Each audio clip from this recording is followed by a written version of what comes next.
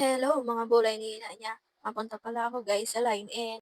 Kaya ipapa-check up ko ang bulay ko. 3 years na nga niya akong delay.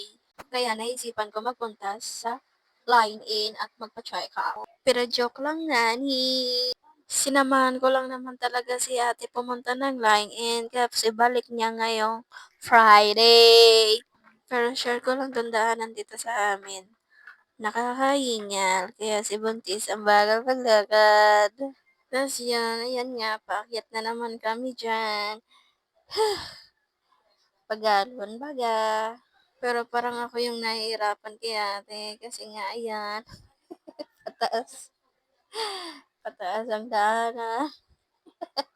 Share ko nga ni guys, 37 weeks na pala si ate. So, anytime pwede na siyang manganak. So, ayun. Sumama lang ako kasi pupunta dapat kami ng palengke.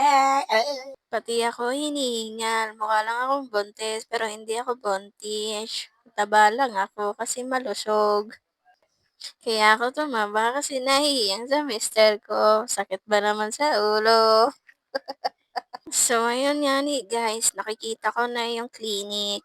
Tawid lang ng kalsada. Diyan din pala ako guys nanganak sa dalawa kang baby. Suki na pala kami diyan guys kasi masisipag kami magbuntis. Maganda kasi diyan magpaanak guys, tas malapit lang. Yun nga guys, papasok na kami ng clinic. Nauna na nga ni si Buntis. So, ayun, nagpapahinga muna kami dito at inihingi na sa kanya yung kanyang record.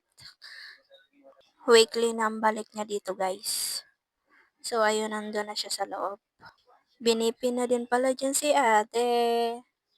Ang gaganda pala nag-a-assist kay ate at ang babata pa. Ako andito lang sa labas, nagpapa-cute kahit hindi naman cute kasi kapit filter. So ayun nga guys, pauwi na kami kasi tapos na, na-IE na din pala siya. 2 cm na. Malapit na. Malapit nang umiri. Maraming salamat po pala guys sa nanood. Shout out na lang kung nakarating ka din sa dulo. Bye-bye.